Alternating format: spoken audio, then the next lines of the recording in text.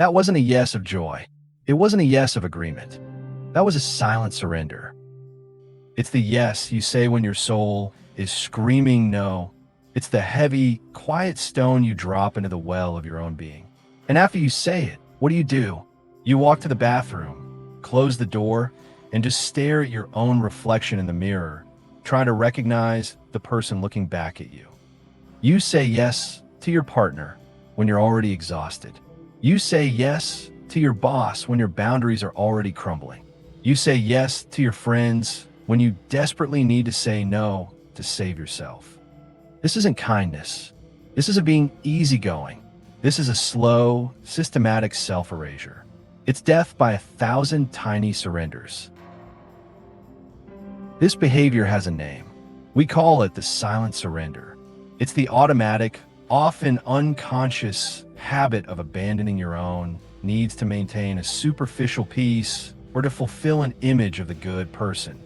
And it usually manifests in 3 distinct types. 1. The Peacekeeper's yes. This is the yes of avoided conflict. You can feel the tension in the room, and you'll say anything to dissolve it. You agree to plans you dread. You swallow your opinions. You absorb the emotional responsibility. Your inner peace is the price you pay for outer quiet. 2.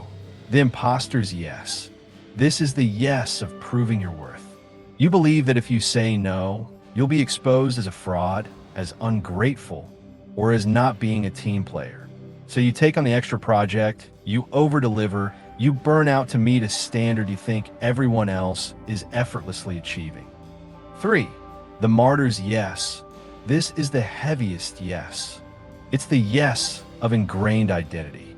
You've built your self-worth on being the reliable one, the strong one, the one who handles it. Saying no feels like a betrayal of your very role. So you suffer silently, secretly resenting those you help because their gratitude is the only fuel you have left. So where does this instinct come from? Why is our default so often self-betrayal? The roots almost always reach back into our past. For many of us, it started in childhood. Perhaps you learned that love was conditional, that you were praised for being easy, helpful, or no trouble. You received more affection when you were quiet and compliant than when you were demanding and authentic. This creates a deep, subconscious script. My needs are a burden. My authenticity is a risk. To be loved, I must disappear. This isn't a conscious decision. It's a survival strategy that worked brilliantly in a child's world. But as adults, this same strategy becomes a prison. The world has changed, but the script is still running. You are now the primary jailer of your own soul, enforcing rules that were written for a child trying to be safe.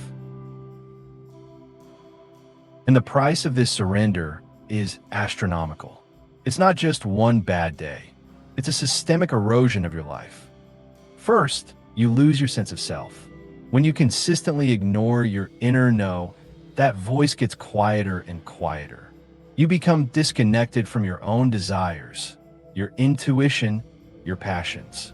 You wake up one day and don't know who you are anymore, only what you do for others. Second, you are perpetually drained. This isn't normal tiredness. It's the deep exhaustion of cognitive dissonance, the chasm between what you feel and what you express. Your mental energy is siphoned into managing this internal conflict, leaving you with nothing for your own life. And finally, you sabotage genuine connection. Think about it. People aren't connecting with the real you. They're connecting with a pleasant, compliant facade. This creates lonely, transactional relationships devoid of true intimacy. How can anyone love the real you if the real you never appears? The way out is not to become aggressively selfish. The way out is to build a bridge between your inner truth and your outer world. It's to move from a reactive yes to a conscious choice. We call this tool the authenticity filter. It's a simple but powerful pause button between the request and your response. Before you answer, you ask yourself 3 quick, internal questions. 1. The energy check. If I say yes to this, what will I have to say no to? Will it cost me an hour of sleep? My workout? My quiet evening to recharge? Get brutally honest about the trade-off. 2. The motive check. Am I saying yes out of desire or out of fear? Desire sounds like, this aligns with my goals. This brings me joy. I have the capacity for this. Fear sounds like, they'll be mad at me. I'll look bad. I should. 3. The integrity check. Does this yes honor the person I am becoming or the person I used to be? Is this decision moving you forward toward your authentic self? Or is it keeping you stuck in an old, familiar cage? This 10-second filter creates a space where you can choose. And in that choice lies your power. When you start applying this filter, something profound shifts. The first time you give a respectful, unapologetic no, you will feel a jolt of anxiety. And then something else, a quiet, steadying sense of self-respect. You will realize the world did not end. The relationship did not crumble. In fact, something beautiful happens. Your yes becomes valuable. People start to trust you more because they know your word has weight and truth. Your relationships become deeper because you are finally showing up as you are. You reclaim your energy, your time, and most importantly, your identity. The person in the mirror slowly becomes familiar again. You're no longer a ghost in your own life, but the author of it. The path from silent surrender to authentic voice is not a single grand gesture. It's the courage to face 1,000 tiny moments of choice. It starts with one honest no. One moment where you choose yourself. Your story, your authentic story, is waiting to be written. And it begins the moment you stop surrendering and start choosing. What is one request this week where you will use the authenticity filter? Share your commitment in the comments.